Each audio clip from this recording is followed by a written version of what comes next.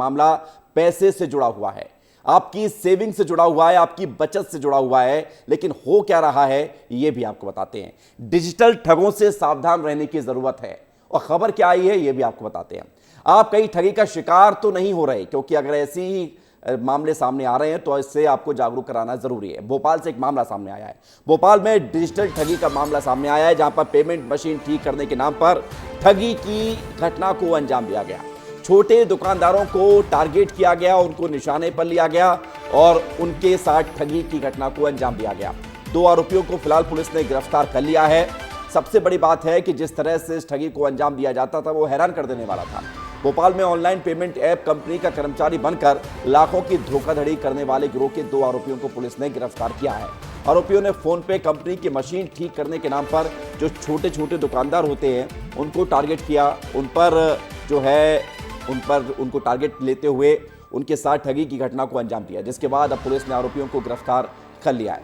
सबसे बड़ी बात यह है कि लगातार ऑनलाइन ठगी या इस तरह की साइबर फ्रॉड के मामले सामने आते रहे हैं और सबसे बड़ी बात यह है कि अब हम आपको यह भी बताने की कोशिश करते हैं कि यह घटना को कैसे अंजाम दिया गया। 2 तस्वीर आपको दिखाते हैं। पहली तस्वीर छोटे दुकानदारों की है जो पेमेंट के लिए डिजिटल मशीन यूज करते हैं और दूसरी तस्वीर में 2 आरोपी हैं जिन्हें पुलिस ने डिजिटल पेमेंट में ठगी करने के आरोप में गिरफ्तार किया है। तो आप देखिए इन 2 तस्वीरों को। वो छोटे दुकानदार, वो सब्जी, वो रेडी पटरी वाले, वो फल बेचने वाले, वो छोटा छोटा सामान बेचने वाले जिन पर आप जाते हैं, झट से अपना फोन निकालते हैं और सामान खरीदने के बाद उनको पेमेंट कर देते हैं, उन लोगों के साथ ठगी हुई है। और ठगी ऐसे हुई है कि जो कंपनी के थ्रू वो पेमेंट का ट्रांजैक्शन पूरा होता है, यानी कि जो लेन देन की प्रक्रिया पूरी होती है, वही कंपनी के कर्मचारी बनकर ठग वहां पहुंचते हैं और दुकानदार को ये कहते हैं कि आपकी मशीन ठीक करना जरूरी है और इस लिहाज से वो पूरे वारदात को अंजाम देते हैं। और 2 आरोपियों को गिरफ्तार किया गया है जिन्हें पुलिस ने डिजिटल पेमेंट में ठगी करने के आरोप में गिरफ्तार किया है। अब जरा ये आपको ये भी बता देते हैं कि डिजिटल ठग कैसे लोगों को ठगते हैं, यानी कि इस वारदात को कैसे वो अंजाम देते हैं। फर्जी पेमेंट ऐप कंपनी का कर्मचारी वो पहले बनते हैं, अपना रूप ऐसा बनाते हैं ताकि लोगों को लगे, यकीन हो जाए कि वो किसी कंपनी के कर्मचारी हैं। रेडी पटरी वालों को निशाना बनाते हैं क्योंकि वो थोड़े से कम पढ़े लिखे होते हैं और उनकी मजबूरी का फायदा उठाया जाता है। एप्लीकेशन को ठीक करने के नाम पर ठगी की वारदात को अंजाम दिया जाता है। उस शख्स के नंबर पर ओटीपी भेजते हैं और ओटीपी के जरिए पैसे ट्रांसफर कर लिया जाता है। और एक नया तरीका है, आप सोचेंगे कि हर रोज ठगी के नए नए मामले सामने आ रहे हैं और ऐसे मामले हैं जो आपको सतर्क करने के लिए जरूरी हैं और इसलिए विस्तार न्यूज आपका अपना चैनल है, बता रहा है आपको कि आपको क्या करना है और क्या नहीं करना है। क्या नहीं करना है ये जानना बहुत जरूरी है। दीपक हमारे साथ जुड़ रहे हैं इस पूरे घटना को ज़्यादा विस्तार से आपको बताने के लिए, क्योंकि जिस तरह से इस वारदात को अंजाम दिया गया, ये घटनाएं सामने आ रही हैं तो समझना जरूरी है दीपक कि रेडी पटरी वाले छोटे दुकानदार को टारगेट पर लिया गया और फोन पे कंपनी के कर्मचारी बनकर उनके जो मशीन जिसके थ्रू वो पेमेंट करवाते थे उसके थ्रू पूरा पैसा ले लिया गया। कैसे इसको पूरा अंजाम दिया गया और कौन कौन लोग इनके टारगेट पर थे, कितने लोग इस गिरोह में हैं? जी मैं बता दूं कि अभी इस गिरोह के 2 लोगों को पुलिस ने गिरफ्तार किया है और लगातार ये भोपाल समेत आसपास के जो छोटे रेहड़ी वाले थे उनके ऊपर ये वारदात को अंजाम देते थे। उनकी रेहड़ी की दुकान पर जाते थे क्योंकि वो थोड़े कम पढ़े लिखे होते, उनमें समझदारी कम होती है, ये मानते थे और इसी के लिए वारदात को अंजाम देते थे। करीब 5 से 6 ऐसी घटनाओं को राजधानी भोपाल में अंजाम दे चुके और ये वो दुकानें हैं, ऐसी जो छोटी छोटी दुकानें हैं, ऐसी छोटी छोटी दुकानों में वारदात को अंजाम देने का काम करते थे। यहाँ पर जो मशीनें रखी रहती थी दुकानों पर, उन मशीनों के साथ वो ठगी करते थे। और आप ये देख सकते हैं तस्वीरें कि ये जो छोटी इस तरीके की जो दुकानें होती है वहाँ पर अधिकतर ये इस तरीके के लोग पहुँचते थे, जो कंपनी का जो मोनो होता है या जो आईडी कार्ड होता है वो लगाकर पहुँचते थे और उनसे कहते थे कि आपकी मशीन में खराबी है इसलिए हम सुधारने के लिए आए, हमें उसमें टेक्निकल समस्याएं दिखाई दी है और उसी के चलते उन्होंने उनकी मशीन सुधारनी है और यहाँ पर पहुंचकर वो ऐसी वारदातों को अंजाम देते थे। ये छोटी मशीन है, इसे सुधारने का नाम लेते थे। ये जो इस तरीके की मशीन जो आवाज़ करती है जब आप पेमेंट करते हैं और कहते हैं कि इसमें से आवाज़ नहीं आती है, तो हम ये इसे सुधारने का नाम पर ठगी करते थे। उनके दुकानदार भी हमारे साथ ऐसे मौजूद है। मैं आपके पास भी कभी ऐसे लोग आते हैं जो सुधारने का नाम लेते हैं कि आपकी मशीन? तो गए थे सुधारने के लिए लेकिन अभी तक आए नहीं 3 दिन से। कौन लोग हैं? आपने उनका वेरिफिकेशन किया था? कंपनी से थे? नहीं किया था, वेरिफिकेशन नहीं किया था। कभी आपने बातचीत की थी कि आप कंपनी से आए हो, कहाँ से आए? नहीं की। पर आप ऐसे लोगों से सावधान रहेंगे अब? बिल्कुल। विस्तार न्यूज़ ने आपको बताई पूरी घटना क्या हुई? हाँ बताया है। तो आप क्या इसमें पूरी तरीके से सावधानी से अब उनसे पूछताछ करेंगे? जी बिल्कुल। तो ये छोटे दुकानदार हैं, उन्हें भी दीपक जरा ये भी जागरूक इस पूछिए खबर कि के ये माध्यम लोग से मशीन करें, खराब जैसे होने की उन्होंने शिकायत हमें कहाँ बताया करते कि हमने हैं? इनको शिकायत करने से पहले लोग आ जाते हैं जो ठगी की वारदात को अंजाम देते हैं?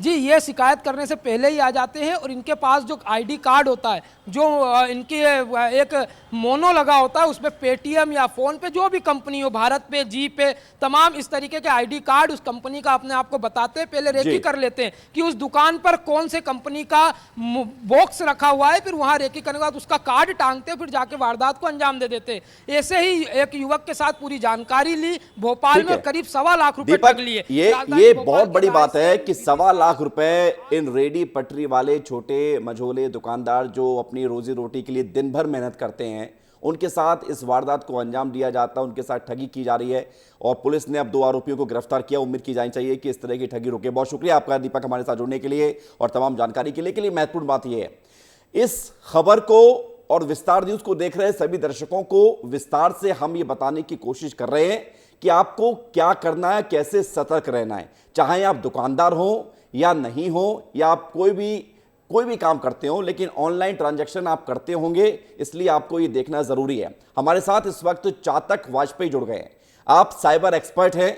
चातक वाजपेयी जी, बहुत स्वागत है आपका। और बड़े आसान शब्दों में आप समझाइए लोगों को कि जो लगातार ठगी के मामले सामने आ रहे हैं, लिंक पर क्लिक करते ही पैसे गायब हो जाते हैं खाते से, या इस तरह के रेडी पटरी वाले दुकानदार के मशीन को ठीक करने के नाम पर पैसे ले लिए जा रहे हैं, ये लगातार अलग अलग रूप में साइबर ठगी को अंजाम दिया जा रहा है। क्या करें और क्या ना करें, बताइए। जी देखिए, अगर हम बात करें जो अभी केस हुआ है रिसेंटली रेडी पटरी वालों के साथ में और छोटे दुकानदारों के साथ में जो पैसे निकाल लिए गए इनके, तो इसमें तो सिर्फ हमको ह्यूमन एरर का कहीं ना कहीं एक इशू है कि लोग बिलीव कर लेते हैं कि ये जेन्युइन है और वहीं से आए हैं। एक प्रॉब्लम यह है। दूसरा, जो लोगों ने यहाँ पर एक छोटी सी गलती करी है, वो ये करी है कि उन्होंने उनका मोबाइल दे दिया और मोबाइल से इन्होंने OTP जो लिया और उससे उनका खुद का फ़ोन नंबर लिंक कर लिया। तो जैसे ही पैसा कोई कुछ खरीदने आ रहा था, वो पैसा ट्रांसफ़र कर रहा था स्कैन करके, और वो पैसा दुकानदार के पास जाने की बजाय वो जो स्कैमर आए थे उनके पास जाने लग गया। तो ये बेसिकली सिंपल सा फंडा था कि OTP ले लिया गया और ये चीज़ उन लोगों ने पूरी कर ली गई। अब इसमें सावधानी की बात ये है कि अगर आप कंप्लेन करते हैं, जैसे कि आपने कहा कि ये लोग कंप्लेन कहाँ कर रहे हैं, क्या कर रहे हैं, तो कंप्लेन करने का भी सही तरीका होता है। अभी रिसेंटली कल ही गूगल जो एक जज हैं उनके साथ में हुआ कि उन्होंने सिर्फ गूगल के थ्रू कंप्लेन करने का नंबर निकाला और उनके पैसे ट्रांजैक्शन हो गए, 1 लाख या कुछ अमाउंट, अच्छा बड़ा अमाउंट गया है। तो कंप्लेन करने का तरीका भी सही होना चाहिए। इसका मतलब ये है कि आप जो भी एप्लीकेशन यूज़ कर रहे हैं, पेटीएम या फ़ोन पे या गूगल पे, तो इनके ऑफिशियल एप्लीकेशन में जाएं। फ़ोन में, सभी के फ़ोन में एप्लीकेशन होती है, फ़ोन में जाएं, वहाँ से कस्टमर केयर का नंबर निकालें, उसके बाद कंप्लेन करें। लेकिन एक चीज़ हमको हमेशा ध्यान रखनी है, अब और सवाल फ़ोन इस किसी बात को भी को देने लेकर है से जिसका बचें। जिक्र आपने किया कि रिटायर्ड जज, अब जज साहब जिन्होंने लोगों के ज़िंदगी से जुड़े हुए फैसले सुनाए हैं, बहुत ज़्यादा पढ़े लिखे होते हैं माना जाता है, और पढ़ाई लिखाई करने के बाद ही उस कुर्सी तक पहुंचते हैं। और दूसरी तरफ रेडी पटरी वाले, तो हर तरह के व्यक्ति को बेवकूफ़ बनाया जा सकता है। ये जो साइबर ठग हैं, इनके पास तरह तरह के प्लान हैं। जैसा कस्टमर है उसके हिसाब से प्लान है और उसके हिसाब से फिर ठगी की वारदात को अंजाम दिया जाता है, और बहुत बड़ा सिंडिकेट काम कर रहा है इसमें। राइट। वाजपेयी जी लौट रहा हूं मैं आपके पास। जी मैं सुन पा रहा हूं। जी, तो समझना मेरा तो यही था आपसे।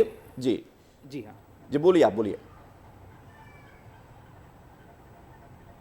हाँ, तो मैं यही कहना चाह रहा हूँ कि इसमें हमको ह्यूमन एरर जो है ना, उस पर थोड़ा सा ध्यान देने की ज़रूरत है, अवेयर होने की ज़रूरत है थोड़ी सी, कि किसको फ़ोन देना है, किसको फ़ोन नहीं देना है, फ़ोन में वो क्या कर रहा है। क्योंकि हो सकता है कि जेन्युइन पर्सन उनके पास में आ रहा है और वो उनका फ़ोन ले रहा है, तो वहाँ तो फ़ोन देना ही होगा हमको। तो वहाँ पर वो फ़ोन में क्या कर रहा है उस पर भी हमारी नज़र होनी चाहिए हमेशा। लेकिन छोटी चीज़ें कहाँ नज़र रहती है। अब बेचारे रेडी पटरी वाले दुकानदार, ग्राहक आ रहे हैं, वो वैसे ही अपनी समस्या से जूझ रहे हैं, लेकिन अब एक माध्यम बन गया है, क्योंकि कोई कैश लेकर चलता नहीं है, अब ऐसे में वो माध्यम का उपयोग करना ही है, लेकिन इस तरह ठगी होगी तो बेचारे क्या करेंगे। समझदारी जरूरी है और जो आप बता रहे हैं बहुत महत्वपूर्ण है। और अब कुछ और चीज बताने की जरूरत है। आप बने रहिए वाजपेयी जी हमारे साथ, क्योंकि महत्वपूर्ण यह है कि ऑनलाइन ठगी से कैसे बचा जाए ये भी बताना आपको जरूरी है। एक्सपर्ट आपके साथ जुड़े हुए हैं, बता रहे हैं आपको क्या करना क्या नहीं करना, और कुछ और माध्यम भी है जो हम आपको बता देते हैं। क्योंकि सबसे बड़ी बात है ओटीपी, वन टाइम पासवर्ड। ये ओटीपी से सारा खेल रचा जाता है। ओटीपी अगर आपने किसी को बता दिया तो समझ लीजिए कि काम खत्म, पैसे आपके सारे चले गए। अनजान व्यक्ति को डेट ऑफ बर्थ बिल्कुल ना बताएं, क्योंकि सिक्योरिटी का एक दूसरा बड़ा पहलू होता है किसी भी व्यक्ति के बारे में, जो उस व्यक्ति को ही पता होता है, वो होता है डेट ऑफ बर्थ। ये आप किसी को ना बताएं। संदेह वाले मैसेज को रिपोर्ट करें, रिपोर्ट यानी कि उसकी कंप्लेंट करें, और कंप्लेंट करने के लिए वहीं पर मैसेज आता है जो आपके नंबर में मोबाइल में सेव नहीं है। ऐसे किसी व्यक्ति का मैसेज आता है या अननोन लगता है, ऐसा लगता है कि ये कोई स्पैम है, उसको लेकर तुरंत आपको रिपोर्ट करना है। चातक वाजपेयी हमारे साथ लगातार बने हुए। चातक जी, अब सवाल मेरा ये है कि हम जो है ओटीपी ना बताएं, मोबाइल पर नजर रखें, ये सब रोज बताते हैं। आरबीआई भी लगातार एडवर्टीजमेंट करता है, लोगों को बताता है, अमिताभ बच्चन भी आते हैं बताते हैं सजग रहिए सतर्क रहिए, लेकिन फिर भी हो जा रही है ठगी। बचने का कोई रास्ता है? देखिए, बचने का एक ही रास्ता है, अगर आप अवेयर हैं तो इस चीज़ को लेकर। क्योंकि ओटीपी ऐसी चीज़ है, ओटीपी कह लें या लिंक पे क्लिक कर देना, जो आपके पास एसएमएस आ रहे हैं, तो अगर आपने इस पे लिंक पे क्लिक कर दिया, ओटीपी इसको शेयर कर दिया, तो बचने का यहाँ पर कुछ रास्ता नहीं होता है वैसे तो। बट फिर भी गवर्नमेंट ऑफ इंडिया ने एक नंबर दिया हुआ है जिसको हम लोग बोलते हैं 1930 या cybercrime.gov.in। ये वेबसाइट है और एक टोल फ्री नंबर है।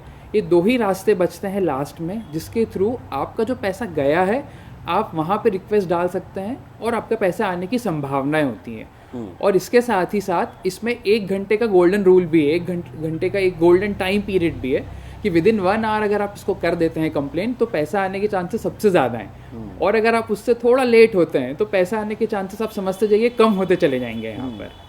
बहुत बहुत आपने महत्वपूर्ण जानकारी दी है। बहुत बहुत धन्यवाद आपका चातक वाजपेयी जी हमारे साथ जुड़ने के लिए, और आपने लोगों को बताया है कि क्या करना है और क्या नहीं करना है। उम्मीद है कि आपको ये सब समझ में आया होगा। लेकिन आइए आपको 2 तस्वीर दिखा देते हैं। चलते चलते 2 तस्वीर आप देखिए इस खबर से, क्योंकि महत्वपूर्ण ये है कि भोपाल की एक तस्वीर जहां पर रेहड़ी वालों के साथ ठगी हुई, दूसरी तस्वीर इंदौर में जहां पर रिटायर्ड जज के साथ ऑनलाइन धोखाधड़ी हुई।